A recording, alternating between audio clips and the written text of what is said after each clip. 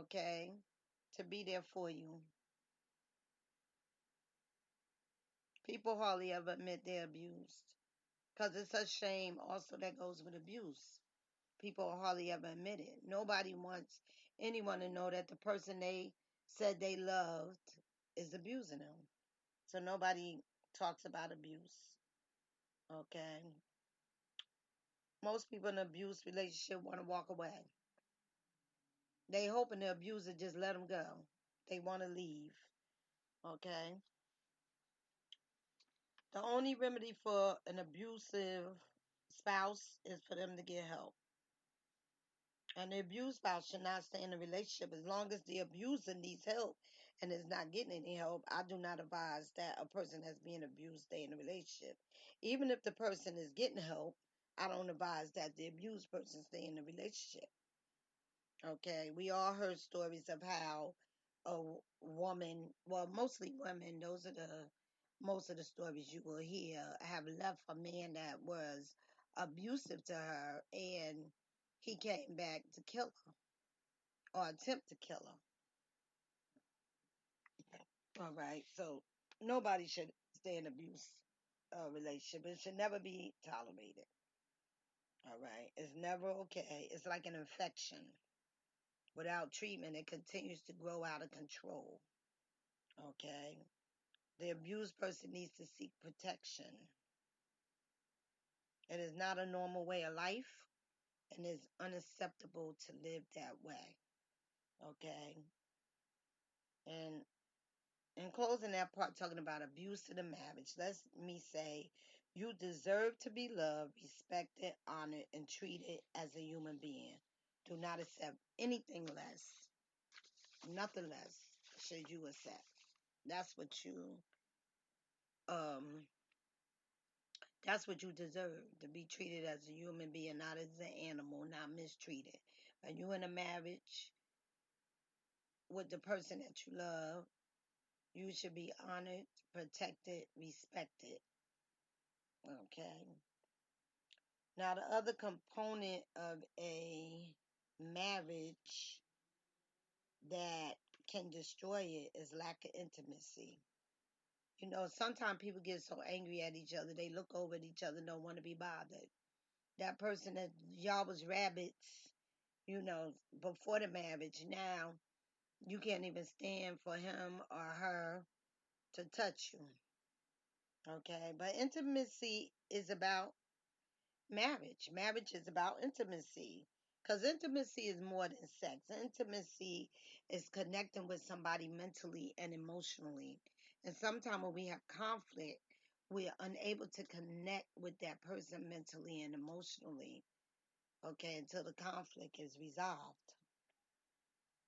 All right. Intimacy always starts at the emotional level.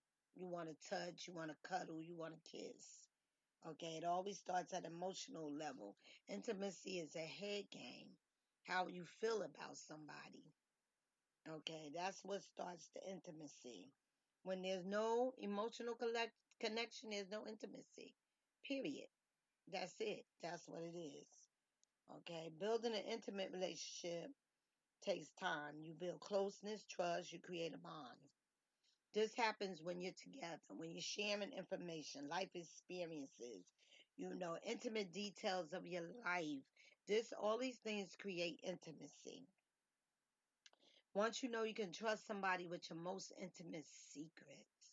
Did you hear that? Being able to trust somebody with your most intimate secrets. That's what a marriage partner should be. Somebody you could trust with your most intimate secrets. Somebody that when you tell those secrets, they are not throwing them back in your face, making fun of you, making you feel bad and worthless. Your marriage partner is someone you should be able to share your most intimate secrets and find trust and support there. Okay. You have to have intimacy in your marriage. Okay. Intimacy is destroyed by betrayal. Some of the betrayals I already talked about: cheating, lying, okay, telling each other secrets to others, Okay, you destroy intimacy when you do those things. Okay, if you're not there for your partner when they need you, when they desperately need you. Okay, when something tragic has happened and they need you, and you're not able to be there emotionally for them, to be there in the physical for them. Okay, that's intimacy. Okay, intimacy, a lot of times, once it is destroyed, it's very hard to get back to it. Okay, it may take years because it'll be like starting over from the beginning. Okay, now when you have no trust, the intimacy has been destroyed. You at a point of no trust. You at that rebuilding stage if that's what you want to do in the marriage. Okay, for women, intimacy could be something as simple as cuddling on the couch, just cuddling. All right, it doesn't have to be sex, guys. It could be just cuddling. She might just want you to just cuddle with her. Everything does not have to lead up to a sexual act. Okay, cuddling. She knows she can feel safe in your arm for 10 minutes, 15 minutes, half hour while y'all watching something on the TV, just laying in the bed talking and cuddling. Okay, it doesn't matter where it occurs. All right, intimacy could be that special look you give each other, touch. Okay, or thinking the same way about the same thing at the same time. That's a real connection.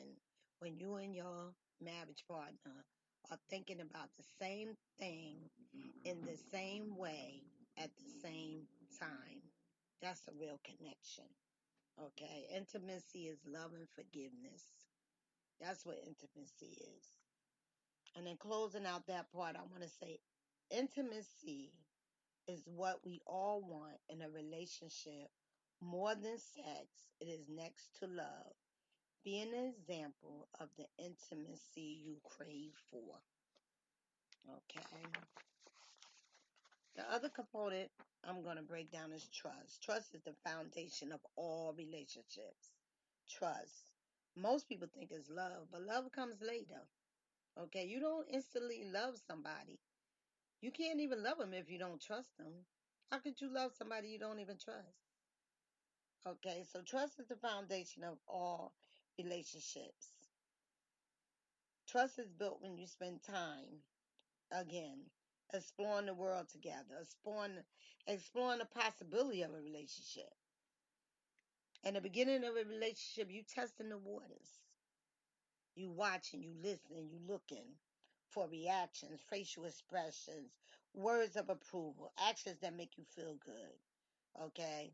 That's just some of the things that you do when you build in trust with another person. Trust cannot be compromised. Never. It cannot be compromised. It is the substance of a person. Let me repeat that. Trust is the substance of a person. Okay? When trust is broken, the relationship is broken.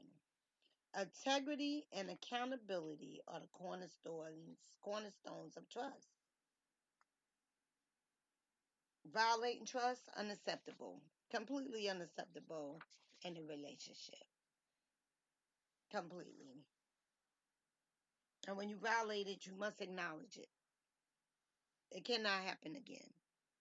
But you must acknowledge that you broke that trust. You must. Okay. Once the foundation of trust is built, love can bloom. Okay.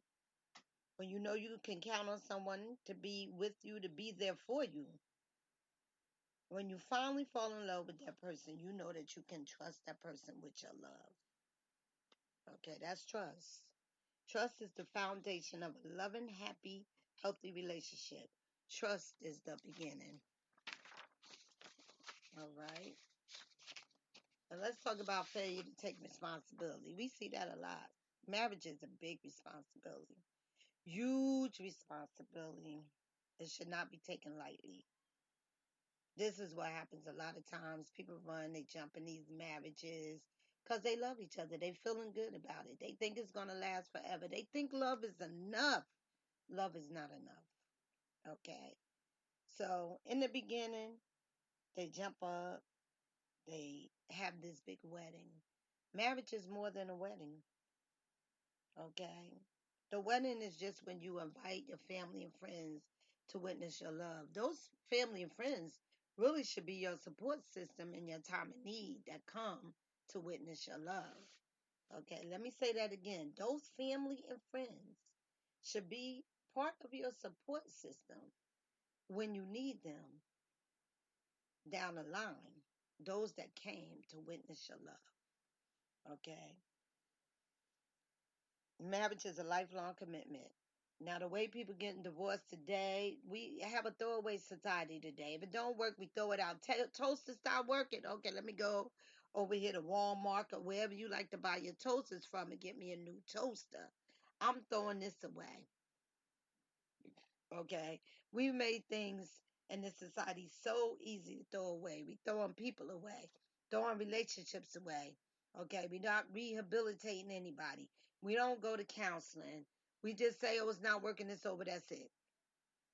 Okay, so marriage is a lifelong commitment. It is. Okay, be responsible for the kind of life you create with your spouse. Let me say that again. Be responsible for the kind of life you create with your spouse. Okay.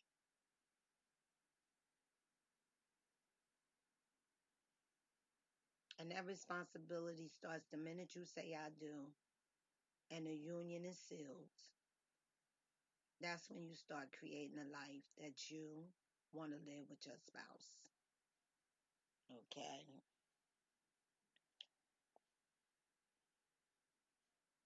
In sharing a marriage, okay, a relationship, you have to look at so many things like who shares what responsibilities, how you manage your finances, the responsibility caring for children, how to maintain a relationship, develop before the marriage. Okay, these are all the things that really should be discussed before the marriage that are usually discussed after the marriage and the challenges are presented. Okay, these are the things you have to know. Marriages today are not so traditional as they used to be. A lot of women are going to work and a lot of men are at home. All right, and the kind of marriage you want to live is the responsibility of the spouses to decide. Okay, that's up to the two of you. The biggest responsibility in a marriage is to love each other, support each other, and work on the relationship the two of you have. Because remember, the two people that get married is the foundation of the family. Okay, if they don't have kids, they are the family. So you want to make sure you continue to work on the relationship that you have with each other. Okay. You two build a foundation and you two have the responsibility to maintain it. Okay. You are your husband and or wife's friend, lover, confidant, supporter. Okay. And you should be a faithful and committed spouse. And that's important to the cohesiveness of the marriage. The responsibility of a successful marriage falls on each spouse, not one or the other. It falls on each spouse to have a successful marriage. Okay? Be the kind of spouse you would want for yourself. All right? The responsibility of the marriage starts with you. Take the responsibility of building a life that the two of you can live. All right? And finally, I want to talk about possessiveness and controlling behavior. Your spouse does not belong to you. He or she is not a possession. That's a person, a human being. The two of you are married, but each of you are individuals with your own thoughts, desires, dreams, and goals. That does not go away just because you got married. maintaining individuality,